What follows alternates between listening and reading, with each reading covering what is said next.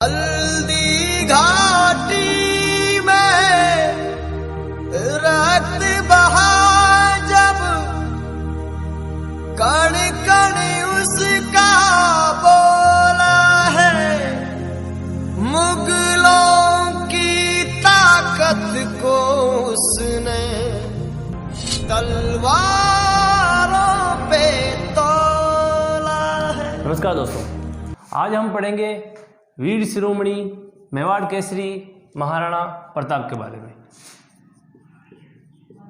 ये वही महाराणा है जिन्होंने जंगलों में रहना स्वीकार किया, घास फूस की रोटी खाना स्वीकार किया, लेकिन अकबर की अधीनता कभी स्वीकार नहीं की। महाराणा प्रताप का जन्म 9 मई 1540 कुंभलगढ़ दुर्ग में बादल महल में हुआ था। अगर ये तारीख याद नहीं हो तो ये तो आपको याद करनी है। ज्येष्ठ शुक्ल तृतीया और वार था रविवार। ये एग्जाम में पूछा जा चुका है। महाराणा प्रताप का जन्म 9 मई 1540 या ज्येष्ठ शुक्ल तृतीया रविवार को इनका जन्म हुआ था। इनके पिता का नाम था महाराणा उदय सिंह और माताजी का नाम था जयवंता बाई। पाली के अखेराज सोनगरा की बेटी थी ये जयवंता बाई। और महाराणा प्रताप के बेटे का नाम था अमर सिंह। महाराणा प्रताप का जन्म हुआ था 9 मई 1540 में और ये मेवाड़ के शासक बने 28 फरवरी 1572 में। ये एक तरह से मेवाड़ की विडम्बना ही कह दो कि इतना प्रतापी शासक इतना लेट महाराणा बना मेवाड़ का। क्वेश्चन पूछा जा चुका है एग्जाम में भी महाराणा प्रताप कितने साल के थे तब शासक बने थे। तो देख लो, जन्म हुआ था 40 में और शासक कब बने 72 में। तो कितनी वर्ष की उम्र में महाराणा बने वो? 32 वर्ष की उम्र में। 28 फरवरी 1572 से 1597 तक इनका शासनकाल रहा। अब देख लो, एक क्वेश्चन ये भी पूछा जा चुका है भाई महाराणा प्रताप का शासनकाल कितने टाइम तक रहा। तो 97 से 72 घटा दो, कितने बचेंगे? 25 वर्ष तक महाराणा ने मेवाड़ पर शासन किया। ये है रहा राजस्थान और यहाँ पे पड़ता है मेवाड़। मेवाड़ का शासक कौन बन गया? महाराणा प्रताप 1572 में। अब देखो, महाराणा प्रताप के पास विरासत में क्या मिला उनको अपने पिताजी से? सबसे पहले तो दिल्ली का शासक कौन था? अकबर। अकबर से दुश्मनी इनको विरासत में मिली थी। और दूसरा चित्तौड़गढ़ का दुर्ग, वो किसके अधीन था? अकबर के। 1568 में चित्तौड़ का तीसरा साका हुआ था। उस समय चित्तौड़ अकबर ने जीत लिया था। और मांडलगढ़ दुर्ग, वो भी किसके अधीन था? अकबर के अधीन था। महाराणा प्रताप के पास सिर्फ कुंभलगढ़ दुर्ग था। या यूं कह दो, जब प्रताप महाराणा बने तब उनके पास सिर्फ कुंभलगढ़ दुर्ग था और आधा मेवाड़ था। आधा मेवाड़ तो अकबर के पास था और आधा मेवाड़ इनके पास था। महाराणा प्रताप 1572 में मेवाड़ की राजगद्दी पर जैसे ही बैठे तो अकबर ने उनके विरोध में अभियान शुरू कर दिए। सबसे पहले उन्होंने भेजा जलाल खां को 1572 में। 1572 में भेजा। जलाल खां आया और इनसे मिला महाराणा प्रताप से। महाराणा प्रताप को कहा इन्होंने भाई अधीनता स्वीकार करवाने के ये फायदे हैं, अधीनता स्वीकार नहीं करने के ये दुष्परिणाम हैं। मना कर दिया भी हम अधीनता स्वीकार नहीं करेंगे। तो जलाल खां वापस चला गया। दूसरे में भेजा कुंवर मान सिंह को।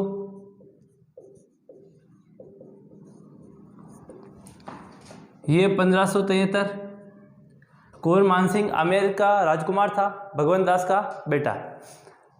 इसको भेजा, ये भी आया और कहते हैं कि उदय सागर झील के किनारे इनकी मीटिंग हुई महाराणा प्रताप और कुंवर मानसिंह की। तो शाम को वैसे ही भोज वोज रखा था खाने के लिए। तो कुंवर मानसिंह जैसे ही बैठे तो महाराणा प्रताप खुद नहीं आए थे और उनके बेटे अमर सिंह को भेज दिया। अमर सिंह आए और इधर मान सिंह बैठे थे।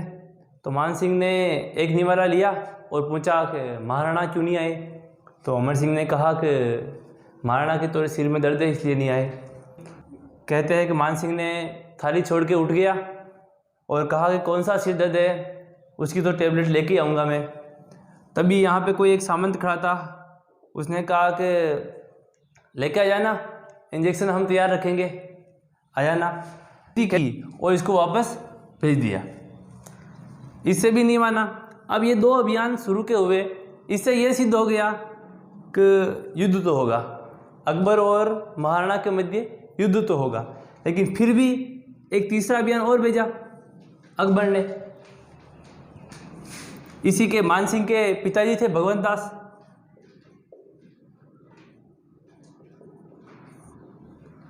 (1573) में इनको भेजा कि अधीनता स्वीकार कर लो। तो इनकी बात भी नहीं मानी, तो ये भी वापस चले गए। लास्ट फाइनल चलो एक और भेज देते। अब अकबर क्यों भेज रहा है इनको? क्योंकि अकबर भारत का महान सम्राट बनना चाहता है। जैसे अगर भारत पाकिस्तान के ऊपर आक्रमण करे, सीधे आक्रमण करे, तो भारत के लोग बुरे ही करेंगे। तो क्या करते हैं भारत वाले, 1-2 पहले शांति वार्ता रखेंगे। तो दुनिया के सामने ये संदेश जाएगा भी कि भारत ने पहले पहल की थी शांति की, लेकिन पाकिस्तान युद्ध जाता है इसलिए युद्ध किया। तो अकबर महान शासक बनना चाहता है, तो वो मतलब शांति वार्ता भेज रहा है, भाई तुम अधीनता स्वीकार कर लो, हम युद्ध नहीं करेंगे। लेकिन महाराणा प्रताप अधीनता स्वीकार करने वाले कहाँ थे? चौथा भेजा टोडरमल को 1573। ये भाई साहब भी आए थे महाराणा प्रताप से मिलने और इनसे भी कोई बात नहीं बनी, तो ये वापस चले गए। अब युद्ध निश्चित हो गया। फिर 1574 और 1575, 1574 और 1575 में अकबर बंगाल और बिहार उधर अभियानों में उलझा हुआ था, इसलिए उन्होंने ध्यान नहीं दिया। फिर जैसे ही वहाँ आया, सबसे पहले मेवाड़ के ऊपर ध्यान दिया और मेवाड़ को जीतने की रणनीति बनाई। 1576 अकबर ने अपनी राजधानी बना रखी थी फतेहपुर सीकरी, जो कि 1585 तक थी। फिर 1585 के बाद उन्होंने लाहौर को अपनी राजधानी बनानी थी। तो 1585 तक महाराणा प्रताप का जो संघर्ष का समय है वो भी 1585 तक ही था। उसके बाद कोई अभियान नहीं था अकबर का। यहाँ फतेहपुर सीकरी से अकबर और सेना रवाना हुई और कहाँ आ गई? यहाँ पड़ता है अजमेर। अजमेर का मैगजीन दुर्ग है, उसके अंदर आके ठहर गए सारे। अभी अकबर ने सेनापति किसी को कुछ भी नहीं बनाया था। यहाँ आए, यहाँ सेना ठहरी और यहाँ रणनीति बनाई। और सबसे पहले महाराणा प्रताप के विरुद्ध युद्ध में सेनापति किसको बनाया भी? तो वो अकबर ने सेनापति बनाया कुंवर मानसिंह को। जैसे ही कुंवर मानसिंह का नाम आया, सभी मुसलमान हैरान हो गए, भाई एक राजपूत के विरुद्ध एक राजपूत को सेनापति कैसे बना रहे हो, पक्षपात हो जाएगा। लेकिन अकबर नहीं माना। अकबर ने कुंवर मानसिंह को सेनापति बनाया, आसफ खां को भी साथ में उप सेनापति बना दिया। अब इससे कुछ मुसलमान नाराज हो गए थे, वो युद्ध ही नहीं करे, कहते हैं 1-2 सेनापति तो वापस छोड़ के चले गए थे। अब अकबर का कुंवर मानसिंह को सेनापति बनाने का क्या उद्देश्य था? एक तो क्योंकि मेवाड़ जो रियासत थी वो बहुत बड़ी थी और कभी आमेर भी मेवाड़ के अधीन था। सांगा और बाबर के मध्य खानवा का युद्ध, उसमें भी जो भगवंत दास था वो उस युद्ध में शामिल हुआ था। मतलब ये मेवाड़ के अधीन था, आमेर मेवाड़ के अधीन था। तो अकबर ये चाह रहा था कि भाई ये इसके अधीन था और अब उससे युद्ध करेगा तो महाराणा को गुस्सा आएगा, भाई कल तो मेरा दास था और आज मुझसे युद्ध कर रहा है, तो महाराणा कहीं ना कहीं गलती कर देगा। पहला तो ये था। दूसरा ये था, इधर भी राजपूत और इधर भी इसकी सेना में भी राजपूत होंगे, तो राजपूतों को राजपूतों से आपस में लड़ाना चाहता था, और अगर मान सिंह कहीं मर भी जाए तो अकबर पीछे हट जाता था और आमेर और मेवाड़ के मध्य दुश्मनी करवाना चाहता था। इसी का उद्देश्य था कुंवर मान सिंह को सेनापति बनाया। और इधर सेनापति इसके नेतृत्व में आए। फिर आए मांडलगढ़, क्योंकि मांडलगढ़ दुर्ग भी अकबर के अधीन था, तो कुंवर मान सिंह के नेतृत्व में सेना आई मांडलगढ़ और यहाँ रही थी 2 महीने। और महाराणा प्रताप ने कुंभलगढ़ दुर्ग में, क्योंकि इनके पास यही दुर्ग था। क्वेश्चन आ चुका है, अब हल्दी घाटी का युद्ध होगा, आगे होगा, लेकिन हल्दी घाटी युद्ध की योजना अकबर ने कहाँ पे बनाई थी? मैगजीन दुर्ग में। और महाराणा प्रताप ने कहाँ पे बनाई थी? कुंभलगढ़ दुर्ग में। मान सिंह ने 2 महीने मांडलगढ़ के ऊपर डेरा डाले रहा, यहीं रुका। मान सिंह ये सोच रहा था कि शायद महाराणा आक्रमण कर ले, और महाराणा ने तैयारी भी कर ली थी, लेकिन इनके कुछ सामंत थे, सरदार थे, उन्होंने मना कर दिया कि भाई वो आ रहा तो उसी को आने दो, यहाँ घाटियाँ हैं जंगल में, उसे वहीं करेंगे, मैदान में तो सेना लड़ने के लिए वो एक्सपर्ट है, इसलिए उनको घाटियों में ही घेरेंगे। तो महाराणा प्रताप को सुझाव अच्छा लगा, तो उन्होंने कहा आने दो। तारीख है 18 या 21 जून 1576, दोनों डेट सही है। दोनों सेना आमने सामने।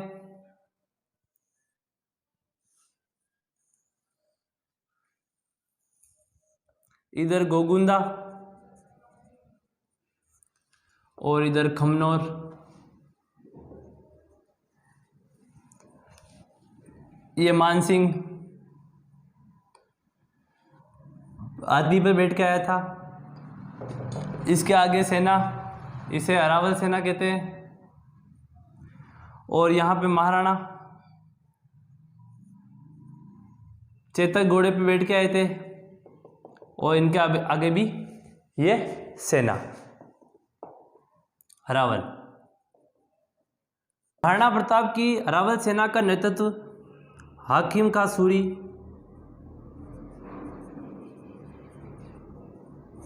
और कृष्णदास चुड़ावत कर रहे थे। मेवाड़ की जो अरावल सेना थी उसमें चुड़ावत ही रहते थे, लेकिन अमर सिंह के समय सक्तावत भी शक्तिशाली हो गए थे, तो इनके मध्य ये हो गया कि सक्तावत तो कहते हैं हम अरावल सेना में रहेंगे और चुड़ावत कहते हैं हम रहेंगे, तो दोनों के मध्य आपस में कहा सुनी होगी। इसमें अमर सिंह ने कहा, भाई एक ऊंटाला किला है, कहते हैं कि अमर सिंह ने कहा कि जो उस किले में सबसे पहले प्रवेश करेगा उसे अरावल सेना में रहने का मौका मिलेगा। तो कहते हैं कि सक्तावत तो गए थे मेन द्वार से और चुड़ावत गए थे पीछे से। अब दरवाज़ा था, दरवाजे पे बड़ी बड़ी कीलें लगी हुई थी, हाथी के दांत नहीं थे तो खुल नहीं रहा था। तो कहते हैं कि एक बल्लू सक्तावत वो दरवाजे के सामने खड़ा हो गया, फिर कहा हाथी से लगो। तो इस बात की खबर इनको मिली चुड़ावतों को, तो कहते हैं कि एक चुड़ावत ने अपना सिर काट के अंदर फेंक दिया। तो पहले चुड़ावत प्रवेश कर गए थे, उसके बाद अरावल सेना में जो अरावल सेना का नेतृत्व करते थे वो चुड़ावत ही करते थे। तो यहाँ पे थे हकीम का सूरी और कृष्णदास चुड़ावत, अरावल सेना का नेतृत्व कर रहे थे महाराणा प्रताप की। और मान सिंह की जो अरावल सेना थी उसका नेतृत्व कर रहे थे सैयद खां, आसफ खां और जगन्नाथ कछवाहा।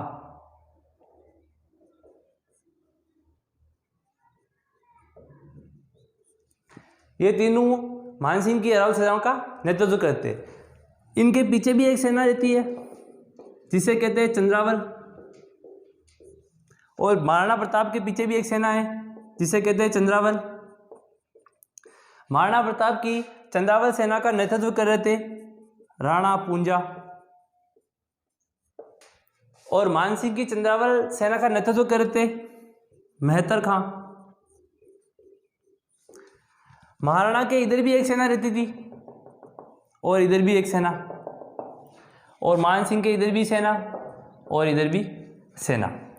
हरावल सेना के ऊपर अटैक करेगी, ये वाली इस पे करेगी और ये वाली इस पे करेगी। महाराणा प्रताप के इस वाली सेना का नेतृत्व कर रहे थे झाला बीदा,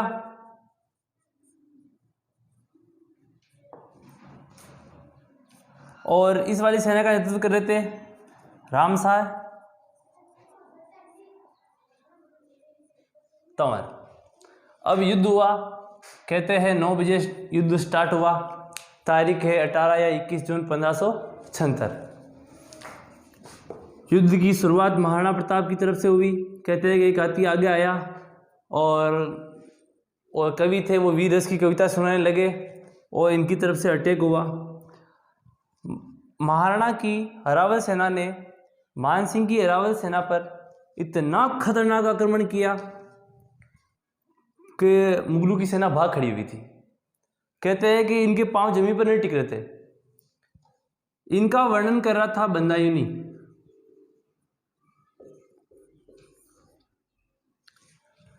बंदायुनी लेखक था, कवि था, इतिहासकार था। ये लिख रहा है, इसने आंखों देखा, बिल्कुल लाइव देखा था इसको। ये मान सिंह के साथ आया था। ये कह रहा है कि महाराणा की सेना थी करीब 3000 और मान सिंह के पास सेना थी करीब 5000 से 6000 के मध्य। युद्ध स्टार्ट हुआ तो जो पहला पैर था उसमें मुगलों की सेना के पांव उखड़ गए थे।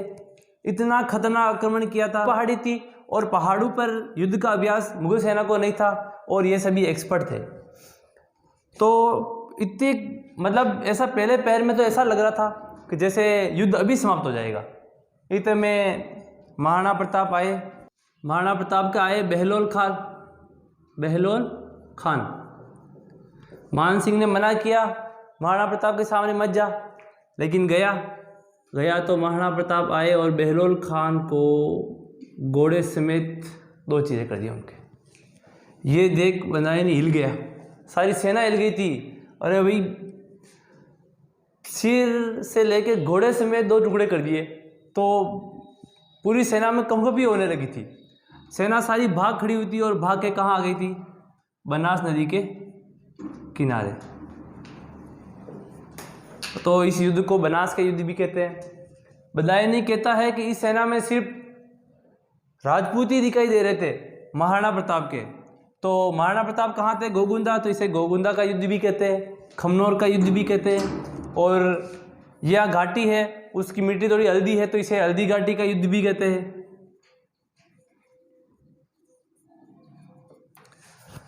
सेना भाग रही थी, सेना का मनोबल कम पड़ रहा था।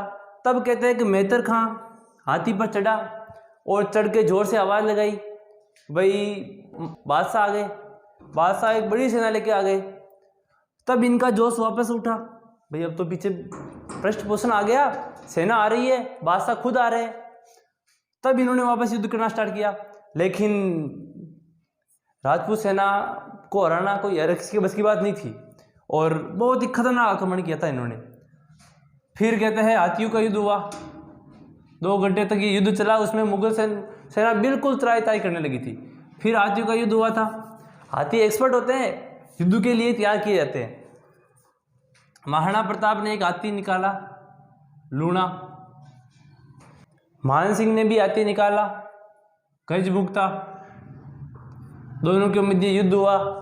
फिर लूणा भी वापस आ गया और गजमुक्ता भी वापस आ गया। फिर महाराणा प्रताप ने एक और हाथी निकाला, उसका नाम था रामप्रसाद। बहुत ही खतरनाक हाथी था, युद्ध के लिए एक्सपर्ट हाथी था ये। और क्वेश्चन पूछा भी जा चुका है एग्जाम में, महाराणा प्रताप के हाथी का क्या नाम था? पहले ही ऑप्शन आया था चेतक। लोगों ने कहा भाई महाराणा प्रताप के तो हाथी था ही नहीं, घोड़ा था चेतक, ये टिक करके आ गए। लेकिन उसके हाथी का क्या नाम था? रामप्रसाद। रामप्रसाद हाथी को हराने के लिए मान सिंह ने भी अपना हाथी निकाला था, गजराज। गजराज अकेला रामप्रसाद हाथी को नहीं हरा सकता था, तो उसने एक हाथी और, मान सिंह ने दूसरा हाथी निकाला, उसका नाम था रणमंदिर। लेकिन रामप्रसाद दो हाथियों को भी आराम से हरा रहा था। तब कहते हैं कि रामप्रसाद हाथी के ऊपर महावत बैठा था, उसके ऊपर तीर लगने से उसकी मौत हो गई। और कहते हैं कि ये रण मंदिर वाला जो महावत था वो इसके ऊपर बैठ गया और इसको चलाने लगा और इसको मुगलों ने सांकले बांध के अपने वश में कर लिया था।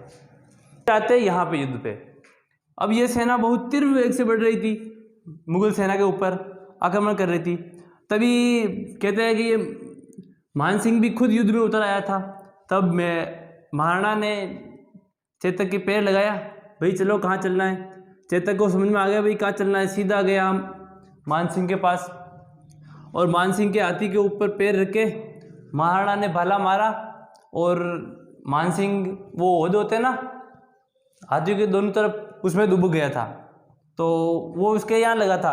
तो महाराणा ने सोचा काम हो गया और चेतक ने भी सोचा काम हो गया। तो चेतक अपने पैर पीछे खिसकाना चाह रहा था, इतने में हाथी की सूंड में खंजर बंधे हुए थे, तो वो इधर उधर फेरते रहते थे। तभी चेतक की पिछले पैर के ऊपर वो खंजर लगा, चेतक का पैर कट गया, चेतक घायल हो गया। लेकिन महाराणा प्रताप को ये एहसास नहीं दिलाया कि मैं घायल हो गया। तभी ये सब देख रहा था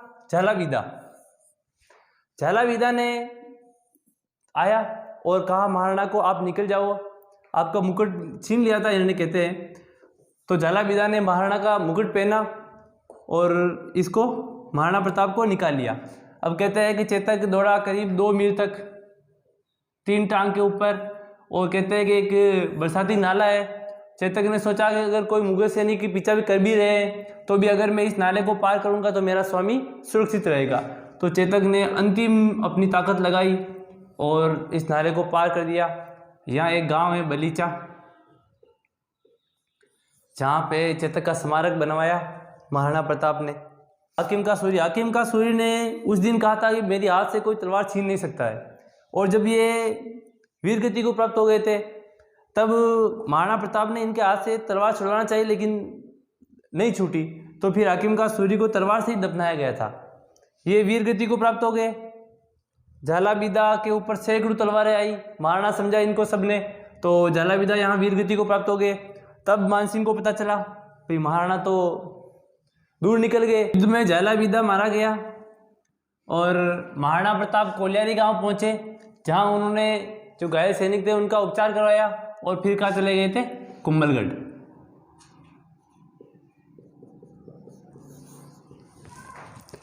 और मान सिंह घोगुंदा पर अधिकार कर लिया और घोगुंदा को अपने अधीन कर लिया। मान सिंह ने अधिकार तो कर लिया, लेकिन मान सिंह की सेना पूरी डरी हुई थी। किसी ने कह दिया कि महाराणा प्रताप इन पहाड़ों में छिपे हुए हैं और रात को आक्रमण करेंगे। तो मान सिंह ने क्या किया, चारों तरफ खाया खुदवाई, बाढ़ लगवाई, बड़ी बड़ी दीवार चुनवाई। फिर जो दर्रे थे वो सारे महाराणा प्रताप के सैनिकों ने बंद कर दिए। इनके पास जो राशन सामग्री आती थी वो रास्ते में ही लूटने लग गए थे। करीब 2-3 महीने रहते, लेकिन 2-3 महीनों में भाई साहब की हालत पतली हो गई थी, खाने के लिए नहीं थे। तो यहाँ कुछ घोड़े गधे कुछ जानवर लेके आए थे, उनका मांस खाया था बहुत दिनों तक। तो और आम खा के जीना पड़ा था इनको। आम खाने से पूरी मुगल सेना बीमार भी हो गई थी। युद्ध का परिणाम क्या रहा? अकबर कहता है मेरी जीत हुई, महाराणा कहता है मेरी जीत हुई। लेकिन वास्तव में जीत किसकी हुई? देखो, जीत कब मानी जाती है? जब कोई किसी के ऊपर आक्रमण करे, या तो वो मारा जाए या फिर पकड़ा जाए या फिर अधीनता स्वीकार कर ले। अब मान सिंह ने इसके ऊपर आक्रमण किया, भीषण युद्ध हुआ, लेकिन महाराणा प्रताप ना तो पकड़ा गया, ना मारा गया और ना ही अधीनता स्वीकार की, तो जीत तो नहीं कह सकते। तो गोपीनाथ शर्मा ने हल्दी घाटी के युद्ध को अनिर्णायक युद्ध बताया। लेकिन जो अभी नई एनसीईआरटी आई है, नई एनसीईआरटी की बुक में महाराणा प्रताप की विजय बताई। एक तरह से विजय ही है, क्योंकि अकबर पूरे भारत का सम्राट था और इन्होंने इन पर आक्रमण किया, लेकिन ना तो इनको पकड़ सके। अगर महाराणा युद्ध छोड़कर नहीं भागते तो मान सिंह के सैनिक इनको बंदी बना लेते और अकबर मार देते और पूरे मेवाड़ पर किसका शासन हो जाता? अकबर का। तो एक तरह से महाराणा ने अपने आप को बचा के पूरे मेवाड़ को बचा लिया था। ये था हल्दी घाटी का युद्ध।